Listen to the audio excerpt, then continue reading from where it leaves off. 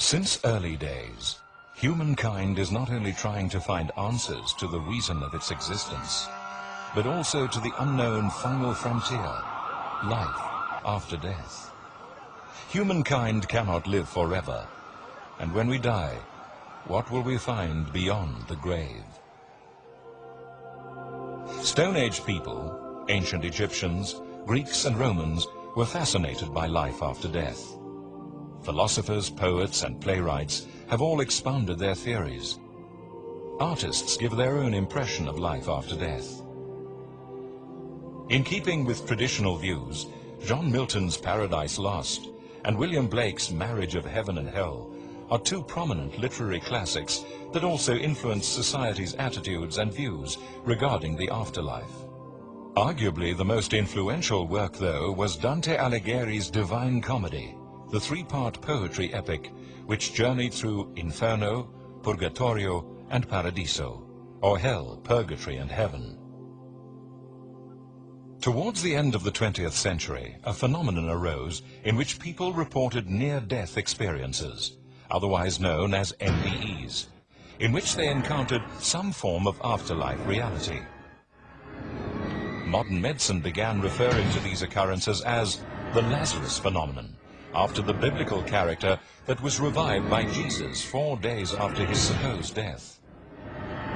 This phenomenon of NDEs, in which revised patients report an extension of consciousness beyond clinical death, has been documented for centuries. Cool my tongue.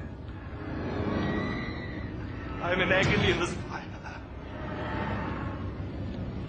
Shafts of radiance came out from the central core. It was like a white fire. Phenomenal radiance in the central core. From that, I watched this brilliant light piercing out.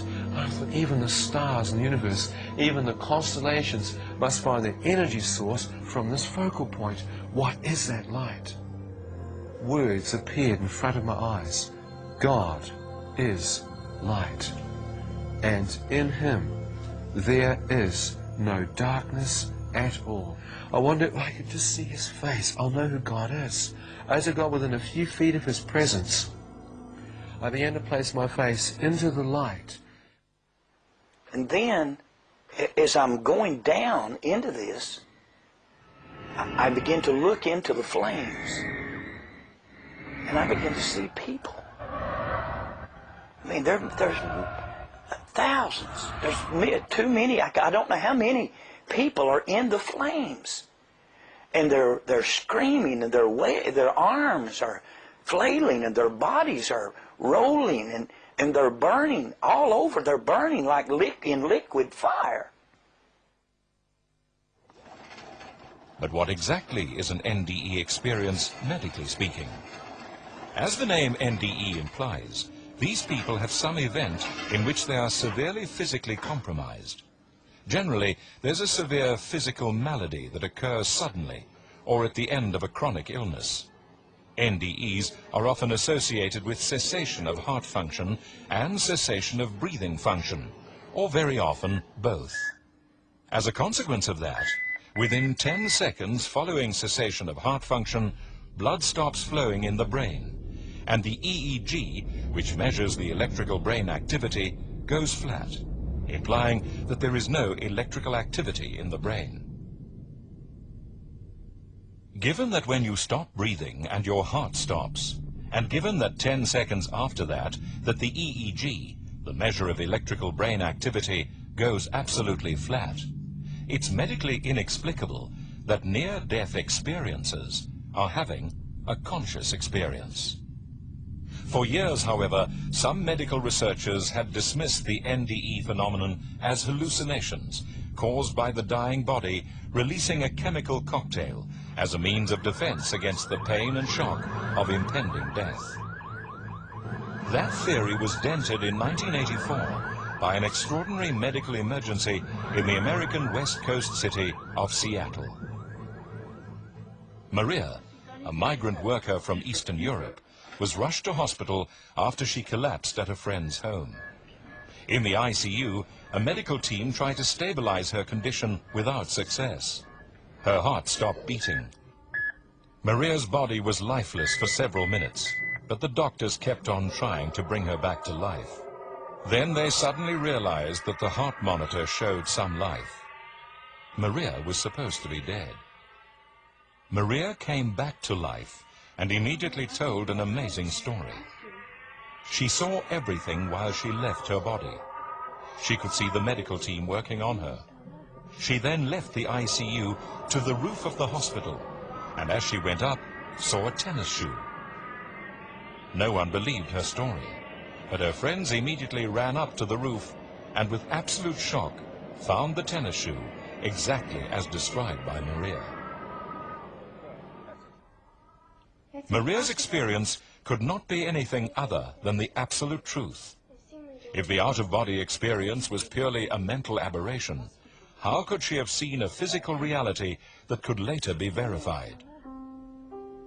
After Maria's revelation, other similar stories began to emerge of NDE patients undergoing out-of-body experiences and being able to relate verifiable details that they could not have imagined. Can we still say NDEs are hallucinations?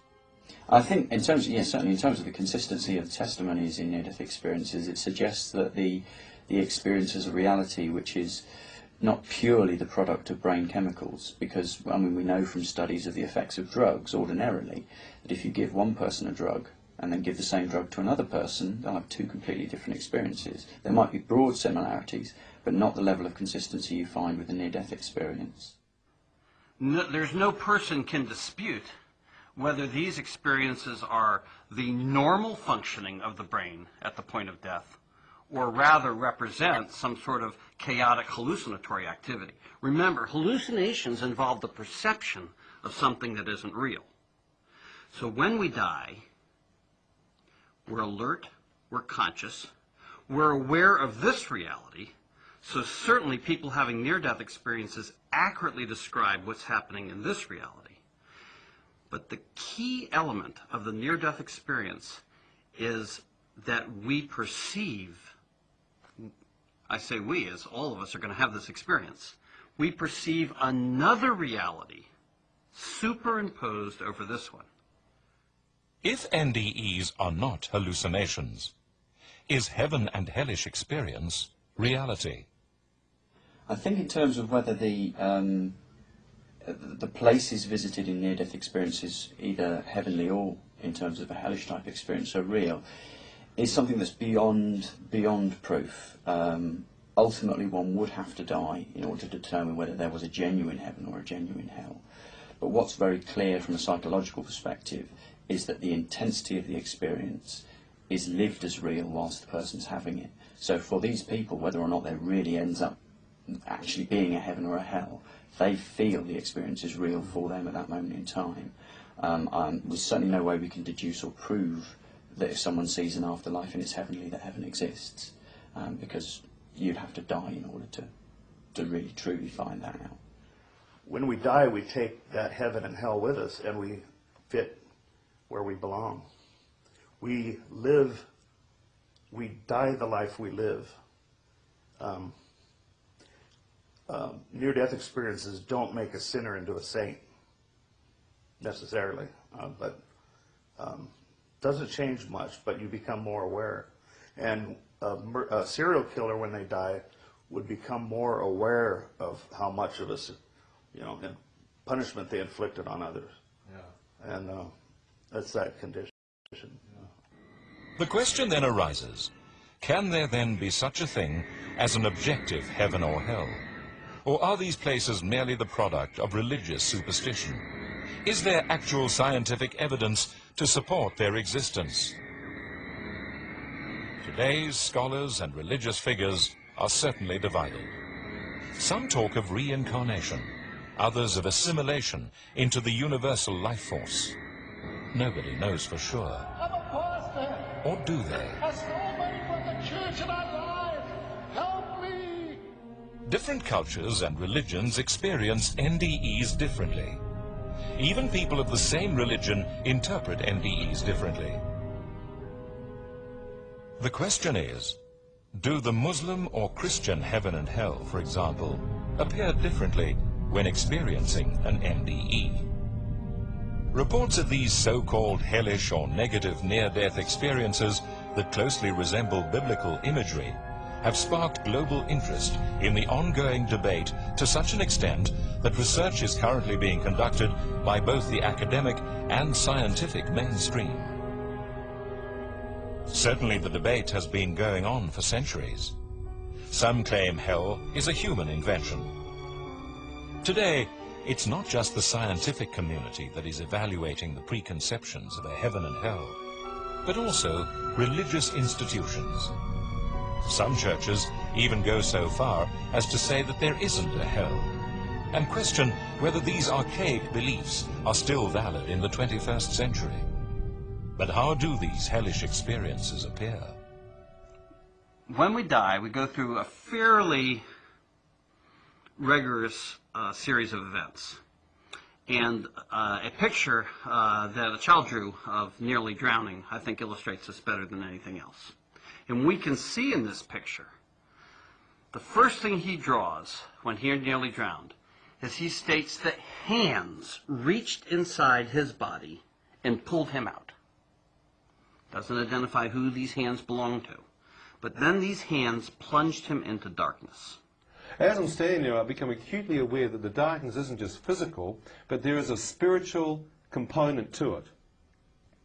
An evil, cold, encroaching. It's like the atmosphere is permeated with a cold sensation, a chill or a terror. Eyes of something or some